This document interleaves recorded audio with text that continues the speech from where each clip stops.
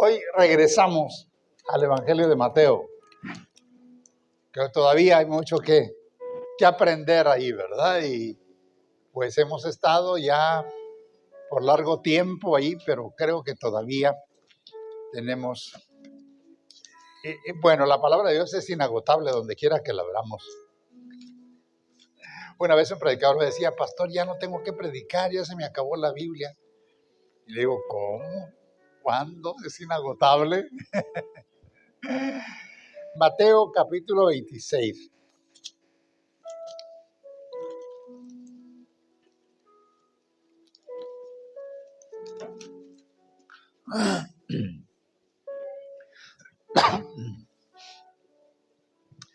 Los versículos 26 al 13 es el caso donde Jesús fue ungido en Betania. Dice así, ¿su Biblia abierta? Sí, no importa que sea virtual. Bien, dice,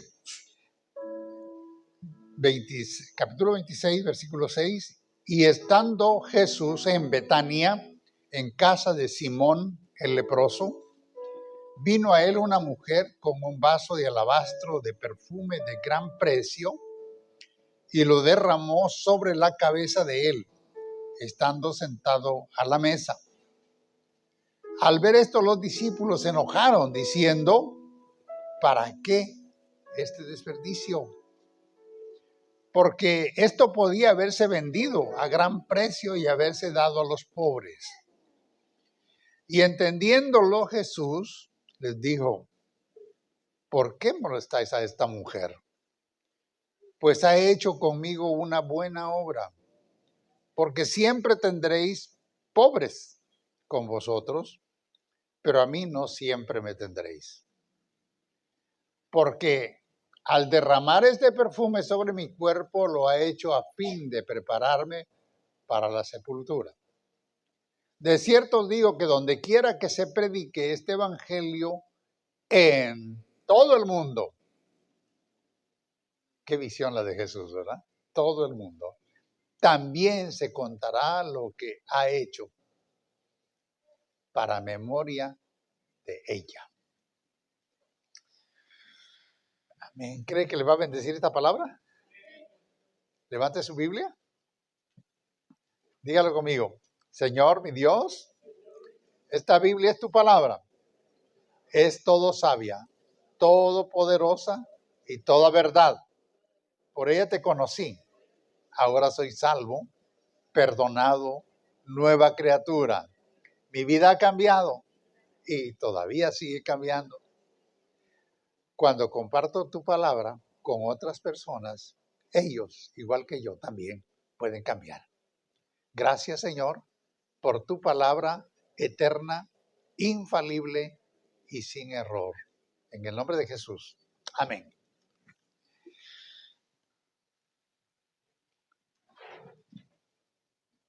La gratitud siempre debe mostrarse con sacrificio. La vida cristiana para muchos tiene diversos enfoques. Algunos lo miran como beneficio personal, mientras que para otros es un enfoque meramente social.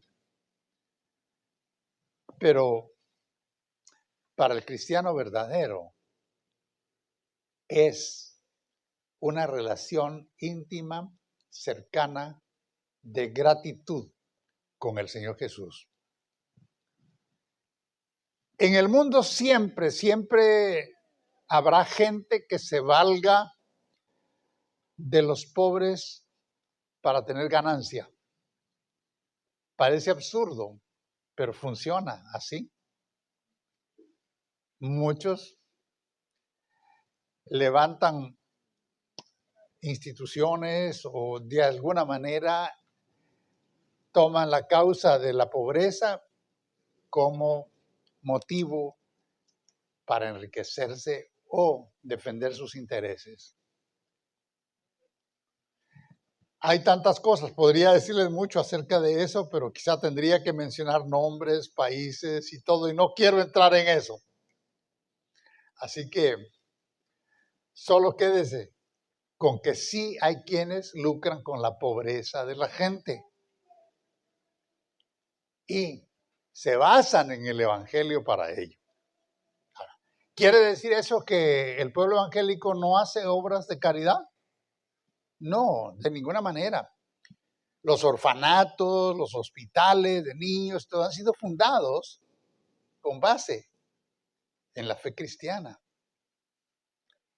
Antes no había esas instituciones, orfanatos y todo.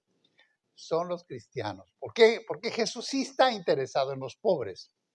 Pero aquí el enfoque no son los pobres, es Jesús. Así que yo quiero llevarles ahora a esto. El evento y sus motivos. ¿Qué fue lo que pasó ahí en Betania?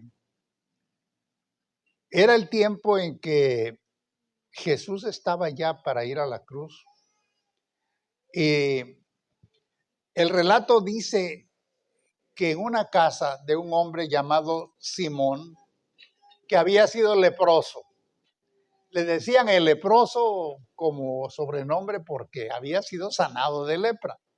No hubiera estado allí los discípulos de Jesús, ni Marta, ni María, celebrando si él hubiera continuado leproso. Era un ex leproso. ¿Cuándo sanó este leproso? No lo sé.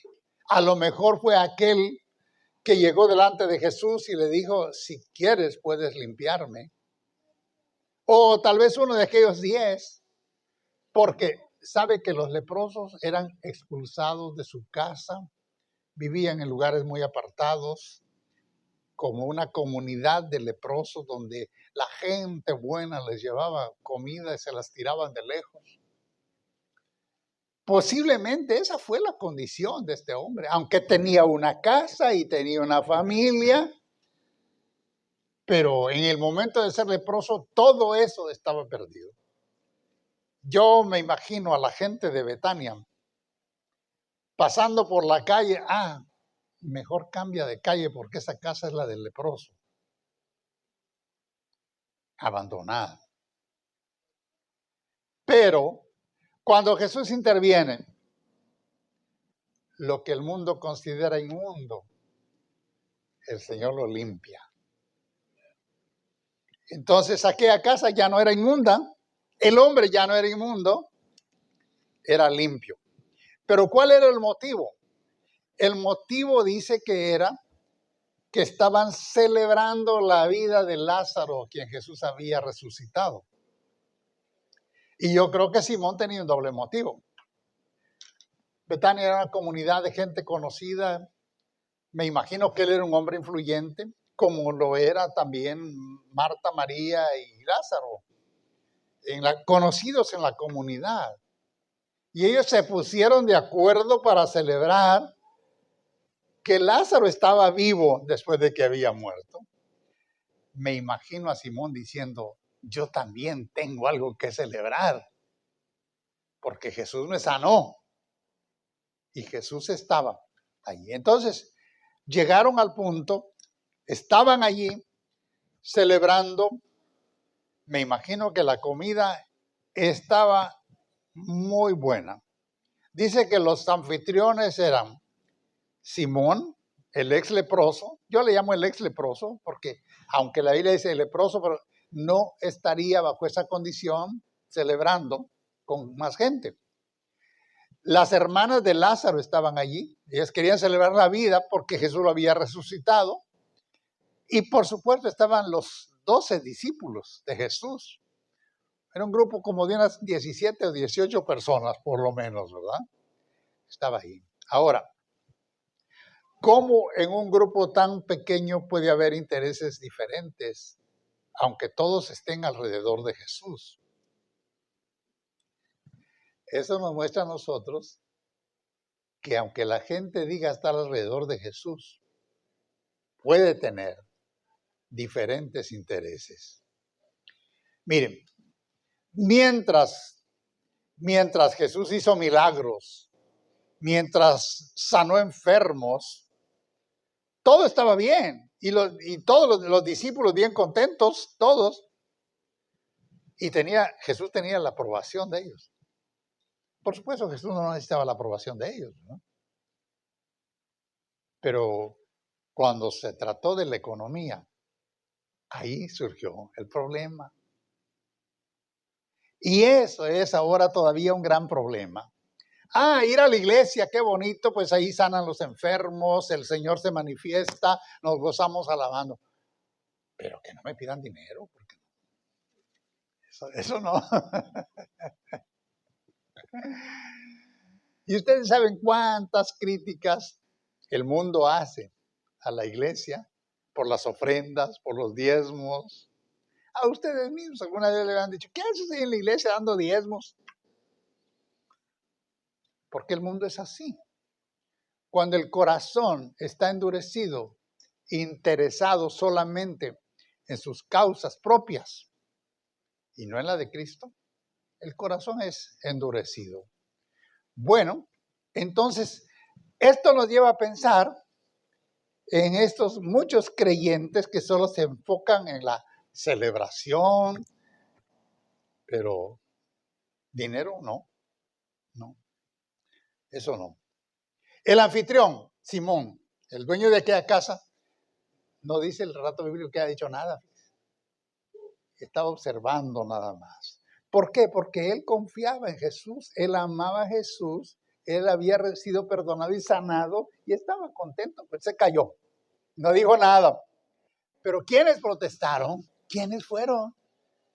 Los discípulos de Jesús que habían estado 3 años con él oyendo su palabra, oyendo su consejo, cambiando su vida, cambiando sus pensamientos, recibiendo una visión y todavía estaban sin entender el plan. Y ellos protestaron. Qué curioso, es muy curioso. La discusión, la inconformidad por el acto de aquella mujer no resultó de Simón el leproso, sino de los mismos discípulos de Jesús. En el Evangelio de Juan, un pasaje paralelo a esto, en el capítulo 12 de Juan, se dice que esta mujer fue María, la hermana de Lázaro. ¿Y qué hizo esta mujer? Dice que rompió un frasco de perfume de mucho valor. La Biblia dice un frasco de alabastro, y la gente a veces cree que alabastro era el perfume, ¿no? Alabastro era el recipiente, era la cerámica especial que contenía el perfume. Entonces esta mujer ni siquiera quiso guardar el frasco, lo rompió y derramó el perfume sobre la cabeza de Jesús. La cerámica era valiosa y más valioso aún era el perfume. Y todo el contenido fue derramado sobre la cabeza. En el Evangelio de Juan dice que sobre sus pies. Yo creo que había suficiente perfume para que uno dijera que los pies y otro que la cabeza. Y bueno, así que yo creo que era costumbre ungir a los sacerdotes porque cuando habla en el Antiguo Testamento, cuando habla de Aarón, dice que habla del aceite ungido sobre su cabeza, que baja hasta el borde de sus vestiduras. Bueno, yo creo que así ungió esa mujer a Jesús. Ahora, uno dice, era tan valioso ese perfume, quizá le había costado a la mujer, no dice que ella lo haya elaborado, a lo mejor no era perfumista, tal vez lo había comprado o lo había acumulado, pero tenía mucho valor.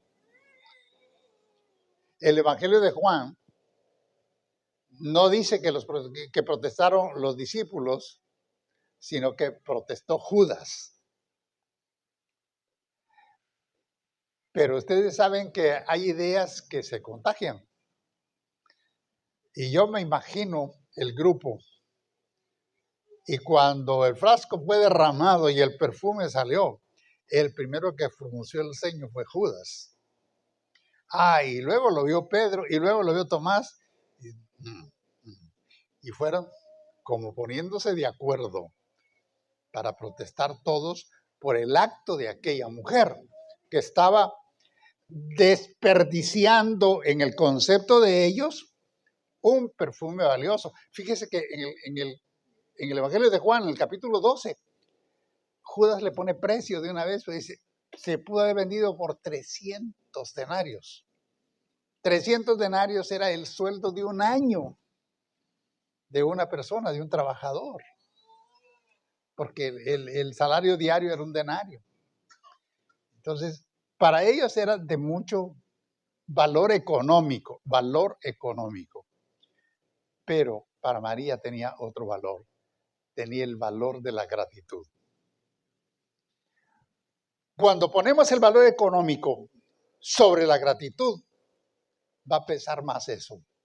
Pero cuando ponemos la gratitud al Señor, eso tiene más peso.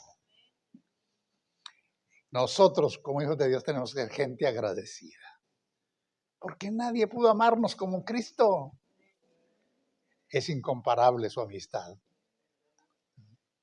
Entonces, ¿había sido elaborado por ella? No lo sé. Pero había acumulado mucho dinero por mucho tiempo, quizá por un año, y tenía un valor. Pero Judas, que era codicioso, en otra parte dice que era ladrón. Pues dijo, aquí yo podría haber sacado buena ganancia, ¿verdad? Ahora, ¿y cuál fue la reacción de Jesús? Jesús dijo, no la molesten. ¿Cuánta murmuración hubo en aquel momento? Alguien le había dicho, María, qué desperdicio. Oye, mujer, ¿qué tienes en la cabeza? Y a la pobre mujer se le subió el color, palideció de angustia. Pero Jesús salió a su defensa. Déjenla, no la molesten, porque ella me ha hecho buena obra. Dijo, ha ungido mis pies, ha ungido mi cabeza para la sepultura. ¿Nadie captó ese mensaje? La muerte de Jesús estaba muy cercana, pero todos lo tomaron a la ligera y no, cuando Jesús murió, habían olvidado que hacía una semana les había dicho que su cuerpo estaba siendo ungido para la sepultura. Bueno, pero me impacta mucho una versión bíblica, no es esta, que dice que los discípulos se indignaron por el desperdicio. Y una indignación es más que un simple disgusto. ¿Te has visto cuando la gente está bien enojada? Dice que me indigna. Se les sube, ¿eh? Están bien enojados. Aquí están bien enojados. Porque esta mujer amaba a Jesús y tuvo un sentir, quizá no sabía exactamente ella que Jesús iba a morir, pero el Espíritu Santo la movió a hacer este acto. Y Jesús dijo, buena obra me ha hecho. Y dijo, habrá memoria de ella, donde quiera que este evangelio sea predicado. Muchos de los hechos de Jesús y de la gente que se relacionó con él no están registrados en la Biblia. El apóstol Juan dice que él hizo una selección, dijo, estas cosas se han escrito para que creáis. Pero ¿cuántas cosas hizo Jesús? ¿Cuántos enfermos sanó? ¿Cuántos milagros hizo? ¿Cuántas enseñanzas dio? No están registradas todas, pero este hecho quedó registrado. ¿Y qué nos enseña este hecho? Que nuestra gratitud al Señor debe ser expresada en una forma exuberante. Debe ser expresada con amplitud. Debe ser expresada con generosidad. Y siglos han pasado. Estamos en el siglo XXI, ¿verdad? Estamos en el siglo XXI. Sí, ¿verdad? 21 siglos han pasado y la historia se sigue contando está allí en la Biblia, porque esta mujer mostró gratitud. Es una trascendencia. La gratitud al Señor nunca pasará desapercibida y nunca será ignorada en los cielos. Por eso tenemos que ser agradecidos. Y Jesús dijo algo que a muchos les puede molestar. Dijo, ¿siempre habrá pobres en medio de ustedes? Pero yo físicamente estoy solo ahora.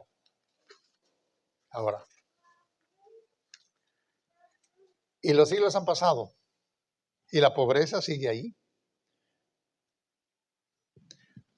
Jesús no vino a terminar con la pobreza material, pero sí vino a terminar con la pobreza espiritual para enriquecernos de una manera muy especial. Jesús siempre estuvo interesado en los pobres. Cuando dijo, a los pobres siempre los van a tener allí. Yo estoy aquí ahora, voy a la cruz. Esta mujer ha expresado su gratitud, no la molesten. Es el tiempo para ella, porque después que yo no esté, pobres van a estar allí. Y los pobres están ahora todavía, ¿verdad? Siempre. Ahora, y uno dice, ¿Jesús no estaba interesado en los pobres? Jesús siempre estuvo interesado en los pobres. Siempre. Pues Él es el Dios que ama, que bendice y que no ignora ninguna de las necesidades. Dice, el Evangelio es para toda gente, pero Jesús vino al mundo y vino en pobreza. Y uno dice, ¿por qué vino en pobreza? Imagínense si hubiera venido en riqueza. Solo los ricos tendrían a Jesús, ¿no? Habría que ser rico para ser salvo. Habría que ser rico para tener buena relación con Jesús. Pero como Jesús vino y vivió en pobreza, siendo rico se hizo pobre para que por su pobreza nosotros fuésemos enriquecidos. Eso no es material, es una riqueza espiritual, un cambio de vida que el Señor nos da, porque ya no somos el pobre pecador que iba desesperado viviendo miserablemente. Ahora somos nueva criatura, hechos en Cristo Jesús para buenas obras. Es un cambio total de vida. Bueno, Jesús, quiero enfatizar esto, Jesús siempre estuvo interesado en los pobres y lo sigue estando. Miren, en el capítulo 7 de Lucas se narra el pasaje, ahí lo tiene. Aconteció después que él iba en la ciudad que se llama Naín, la ciudad, e iban con él muchos de sus discípulos y una gran multitud. Sigamos con el otro texto. Cuando llegó cerca de la puerta de la ciudad, he aquí que llevaban a enterrar a un difunto, hijo único de su madre, la cual era viuda. Y había con ella mucha gente en la ciudad. ¿Qué hizo Jesús? ¿Le fue una palmada en la espalda a la viuda? Miren, y cuando el Señor la vio, se compadeció de ella y le dijo, no llores, no llores. Eso es fácil decirlo, no llores. Pero mire lo que pasa. Y acercándose tocó el féretro y los que lo llevaban se detuvieron. Y dijo, joven, a ti te digo, levántate. Lo levantó, le dio de nuevo la vida y lo entregó a su madre. Y aquella viuda pobre que tenía un hijo único, tuvo de nuevo el sostén. Tuvo de nuevo a su hijo. Porque Jesús sí está interesado en los pobres. Cuando él estaba en el templo viendo las ofrendas que daban, los observaba. Oiga, cuando ofrendamos Jesús nos observa, ¿sabe?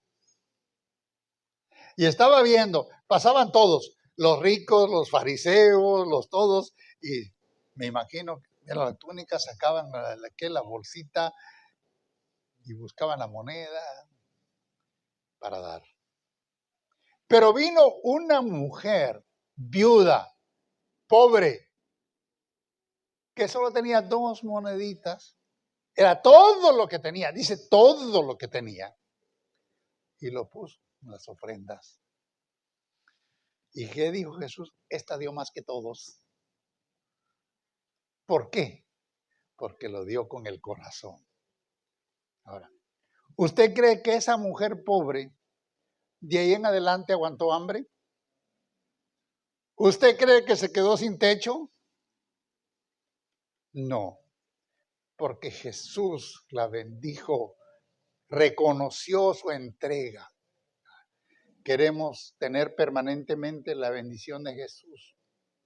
No escatimemos lo que damos para Jesús.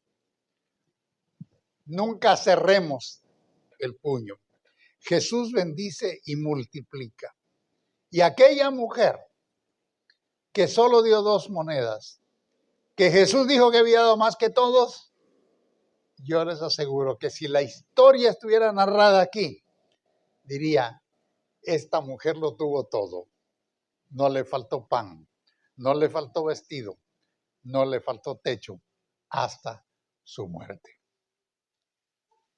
Pero hay una pobreza más grande, que es la que Jesús suple para todos. Es la pobreza del espíritu. Cuando oímos el sermón del monte, donde las bienaventuranzas, Jesús dijo, bienaventurados los pobres en espíritu. De esa pobreza. Y yo le digo, de esa pobreza todos hemos tenido. Sin importar todo lo que usted pueda tener en el banco. Sin importar todos los bienes materiales que tenga. La pobreza espiritual es lo que el Señor quiere suplir en su vida. Miren, le voy a hablar de algunos ejemplos de pobres en espíritu que recibieron consolación, que recibieron la fortaleza, pero que tenían recursos materiales, incluso autoridad. Mire, María fue humildemente a ungir los pies y la cabeza de Jesús. Pero no fue solo ese es el caso que nos ocupa ahora aquí. Pero tenemos a un centurión, en el capítulo 8 de Mateo dice, el centurión. ¿Quién era un centurión en el ejército romano, en el imperio romano? Era un hombre con mucha autoridad. Estaba sobre 100 hombres y él le dijo a Jesús, yo soy hombre que conoce la autoridad y cuando yo ordeno me obedecen. Por eso te pido a ti que ordenes. Pero ¿cómo llegó? ¿Llegó con base a sus méritos? ¿Llegó diciendo yo me lo merezco porque tengo autoridad, porque soy un hombre importante? No. Él dijo, no soy digno que entres a mi casa, no soy digno. Estuvo humilde, estuvo quebrantado delante del Señor y recibió la consolación y la fortaleza espiritual que el Señor tenía para él. Y así, cuando vemos nosotros a Juan el Bautista, Juan era admirado por todos, era impactante su mensaje. Él caminaba por las calles, salía de los desiertos, anunciaba, arrepentidos y bautícese cada uno. Pero cuando vio a Jesús, ¿qué dijo? Dijo, a él le conviene crecer y a mí menguar. ¿Sabe? Porque el corazón contrito y humillado, el Señor nunca lo despreciará. Y el apóstol Pedro, antes de ser el apóstol Pedro, era Simón el pescador. Yo siempre digo que tenía la flotilla de pescadores. Se me hace que él era el dueño de la flotilla. Y cuando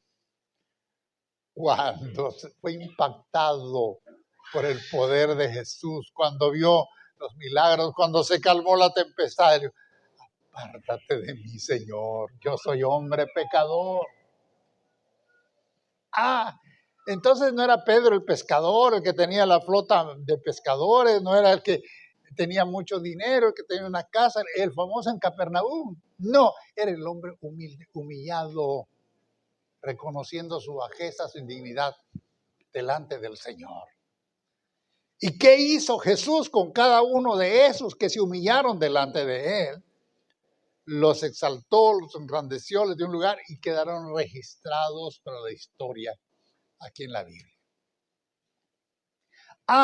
Y José de Arimatea, ¿qué me dice? José de Arimatea es un hombre muy rico. Y cuando Jesús murió, ¿sabe qué hizo este hombre? Salió de la vida secreta de discípulo de Jesús, porque no se sabe, nunca dice que haya sido discípulo de Jesús, pero cuando Jesús murió, él fue a Pilato y le dijo, dame su cuerpo, yo lo quiero enterrar. Y dice, tenía una sepultura especial, muy especial, y ahí lo pusieron. Por eso, dice el profeta Isaías, vuelvo con el profeta Isaías, que vivió en pobreza, pero con los ricos fue en su muerte. Un rico que tuvo la humildad, el valor de reconocer el cuerpo de Jesús y darle una sepultura. Y cuando Jesús fue crucificado, los centuriones, aquellos hombres duros, crueles, los que estuvieron allí, que traspasaron a Jesús con la lanza, que le dieron vinagre y que dijeron tanta cosa. Cuando hubo el terremoto y vino la oscuridad sobre la tierra, aquel centurión que dijo, verdaderamente este era un hijo de Dios. Este era el Hijo de Dios. El Hijo de Dios. Reconoció. ¿Dónde quedó su autoridad? ¿Dónde quedó su poder? ¿Dónde quedó todo? A los pies de la cruz de Jesús. Bueno, entonces, hermanos, ¿cuál es la conducta de alguien que es pobre de espíritu? ¿Cómo se comporta el que es pobre de espíritu? No discrimina y sirve a todo el mundo. Sirve voluntariamente donde prevalece la tristeza, el dolor, la necesidad. Ahí está el que es humilde de espíritu. Ahí está, con un corazón sensible para servir, amar, ayudar. Esa es la conducta del que es pobre de espíritu, ¿no? Es el que está presente en tus tristezas, en tus alegrías, en tus celebraciones y en tus pesares. Ese es el pobre de espíritu. El que vive una vida como sacrificándose por otros. No me hable, pastor, de sacrificio. Si Jesús se sacrificó por ti, ¿no puedes tú sacrificarte un poquito en favor de los que están en necesidad? Eso es. Entonces, hermanos, a veces tenemos que caminar sobre terreno espinoso, pero tenemos que hacerlo con humildad, confiando solamente en el Señor. ¿Por qué? Porque su oído está atento para oír la voz de aquellos que con humildad se acercan a Él. Ahora, Jesús estaba presente en aquella casa. Físicamente estaba allí. Era el momento. Era el tiempo. Era el tiempo de agradecer. Ahora, el gran punto aquí para nosotros ahora. ¿Está Jesús presente en tu casa? ¿Está Jesús presente en tu vida? Es el tiempo de agradecer. Es el tiempo de derramar nuestra vida en su presencia. Es el tiempo de reconocer que Él lo merece todo. Y que si Él te pone un corazón sensible por las necesidades de otros, es porque le amas a Él primero. Porque el que ama a Jesús tiene un corazón sensible para ver las necesidades de otros. Y yo digo, si Jesús está presente en tu vida, es tu tiempo para agradecer. Es el tiempo para decirle al Señor, derramo lo que soy, derramo lo que tengo en tu presencia, no importa quién me critique, no importa la opinión de aquellos incluso que dicen estar cerca de ti y que siguen tus enseñanzas. Mi corazón te ama, mi corazón te bendice, mi corazón te sirve. Podemos decirle hoy al Señor, aquí está mi corazón para servirte, aquí está mi vida para amarte, aquí está mi vida para hacer tu voluntad. ¿Podemos decirle al Señor con toda sinceridad?